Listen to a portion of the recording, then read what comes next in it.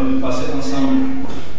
Et je voudrais tout particulièrement être reconnaissant à notre Seigneur pour nous avoir associés à son service. En réalité, nous sommes de poussière. Et moi qui suis là, je me vois indigne d'être un canal par lequel Dieu puisse nous apporter ce matin un message.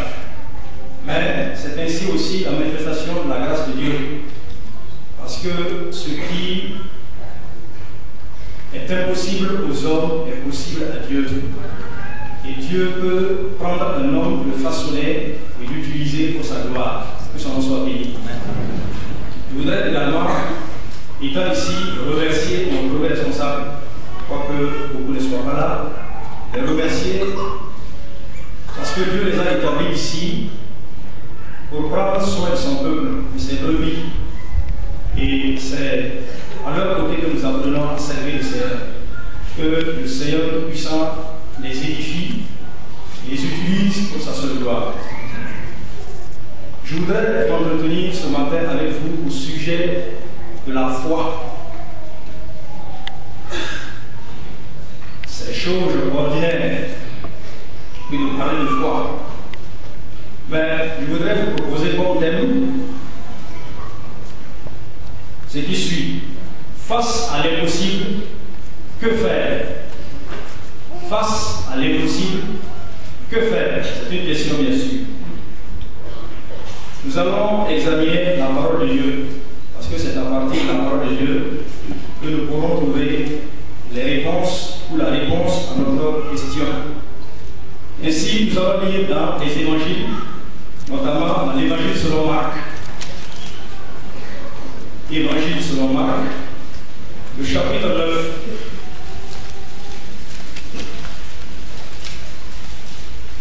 À partir du verset 14, nous lirons jusqu'au verset 29. Marc 9, 14 à 29.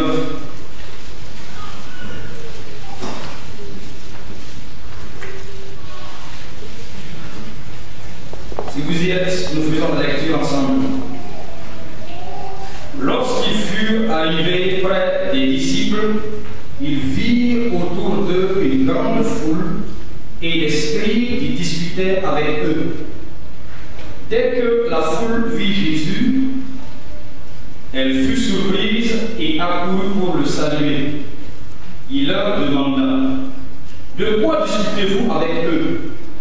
Et un homme de la foule lui répondit: Maître, j'ai amené auprès de toi mon fils, qui est possédé d'un esprit muet.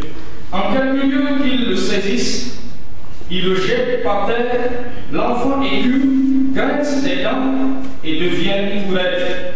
J'ai prié tes disciples de chasser l'esprit et ils n'ont pas pu. Race incrédule, leur dit Jésus, jusqu'à quand serai-je avec vous?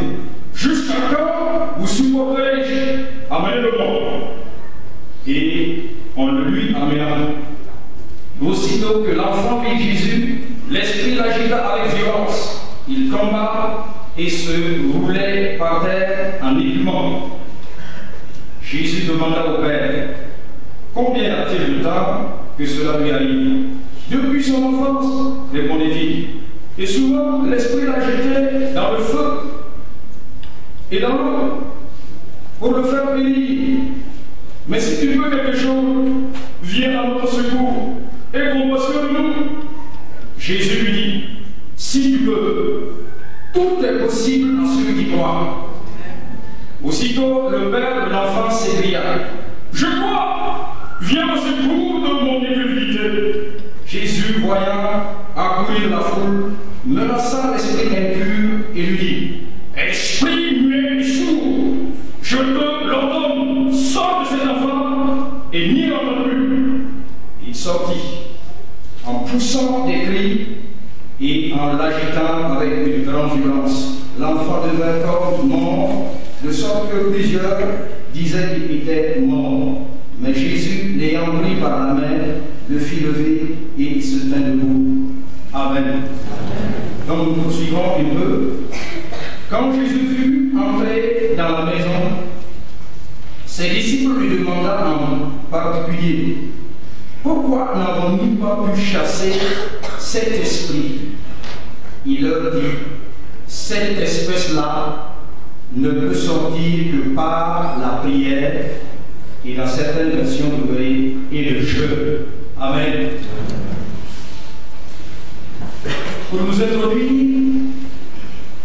disons que les hommes de l'individu à la société font chaque jour que Dieu fait face à des problèmes, à des difficultés.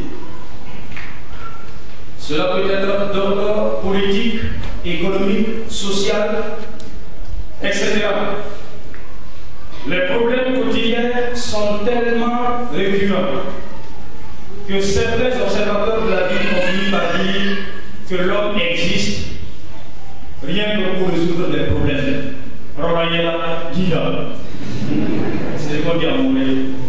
L'homme est fait pour résoudre des problèmes. Et comme à l'école primaire, certains instituteurs qui administrent des problèmes de sortie, et je sais que rares sont ceux qui ont échappé à cette règle ici, beaucoup en tout cas.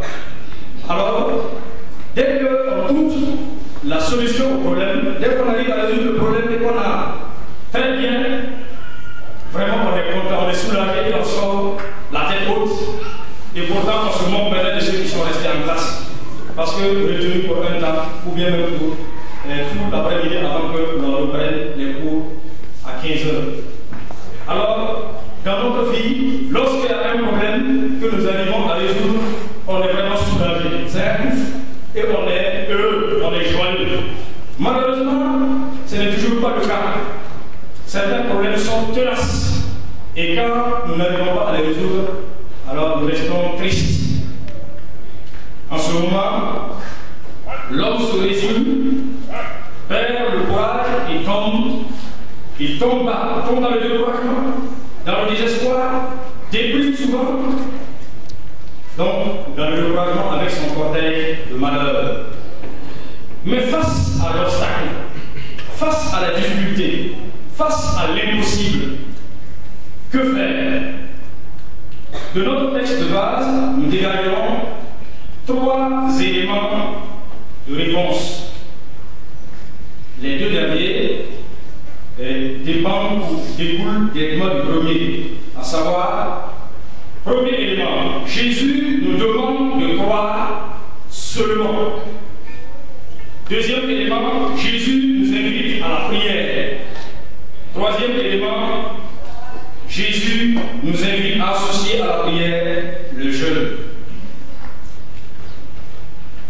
Mais avant de développer ces 3 points, rappelons un peu le contexte du passage et analysons un peu la scène. Le but de ce message est d'amener chaque croyant, chaque chrétien ici présent à croire qu'avec Jésus, notre impossible devient possible. Le contexte. L'évangile de Marc fait partie des 4 évangiles qui sont les 4 premiers livres du Nouveau Testament. Marc, non romain, est appelé aussi Jean, non juif. Donc, il est originaire de Jérusalem.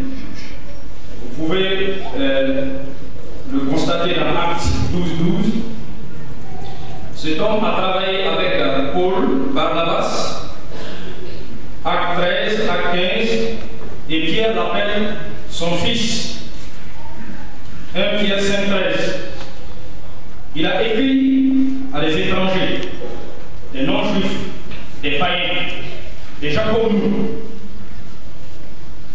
et a présenté le Christ comme le serviteur de l'Éternel. Marc a écrit dans le but de fortifier la foi des fidèles persécutés par les Romains.